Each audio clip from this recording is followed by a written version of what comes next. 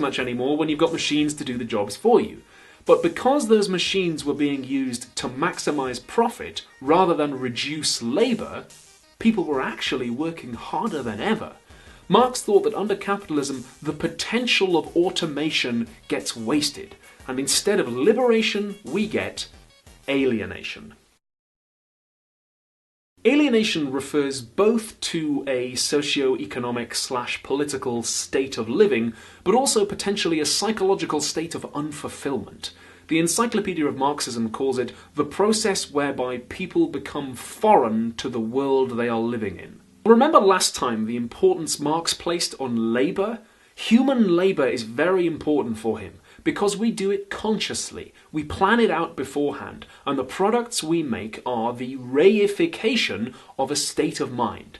Human labour for Marx is an expression of what makes us special, that rational and creative impulse to take what nature gives us and build on it. Marx didn't think that there's such a thing as a fixed human nature, independent of our socio-historical circumstances, but he did observe that the desire to labour cooperatively is common to all human societies.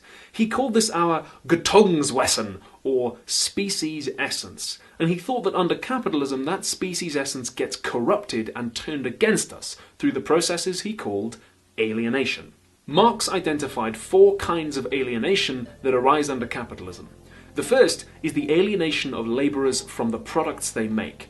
This occurs when labourers make products that don't fully belong to them. So for instance, you might work in a clothing factory but be unable to afford to wear any of the nice designer clothing that you're making. This occurs because labourers are paid less than the value of what they make. As we said last time, the surplus value is channeled away from them and passed on up to the capitalists. The second type is the alienation of labourers from the act of labouring. This occurs when labourers are coerced or forced or not working on their own terms. They're not working because working is the expression of some need, but because it's a means to getting what they need through attaining wages. It also occurs when they can't decide how the product is sold or applied. So for instance, if you have to work a job that you don't like, making money for somebody else, or starve, Marx thought what you're experiencing there is alienation from the act of labouring. The third is alienation of labourers from other labourers.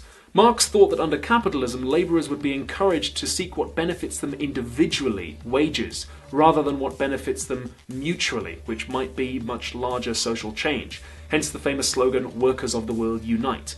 One Western example of this might be the way that some sectors of the white working class have historically viewed working class immigrants not as people in the same boat as them struggling to make ends meet, possible allies in a fight for social change, but as competition for employment, which is what capitalism makes them. The fourth kind is the alienation of labourers from their Gattungswesen, their species essence, and this goes back to what Marx thought human labour was for.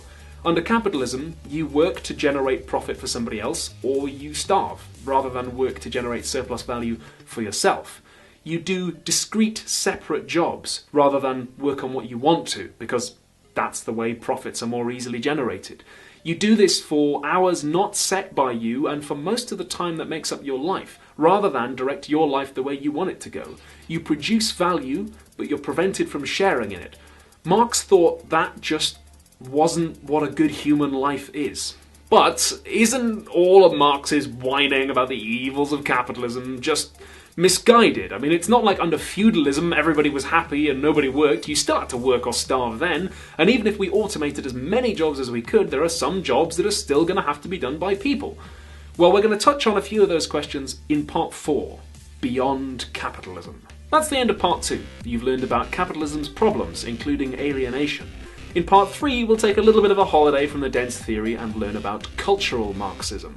If you'd like to know more about how alienation works, I wrote an article on it for Novara Media that you can find a link to below. It applies Marxist alienation theory to the business of being a YouTuber and the economic struggles that you might have seen some YouTubers going through recently. Speaking of economic struggles, I have a Patreon page. If you would like to support me giving away free education on the internet, kind of education that you might normally have to pay for at a university, then please do feel free to chuck a few dollars my way. I'd really appreciate it.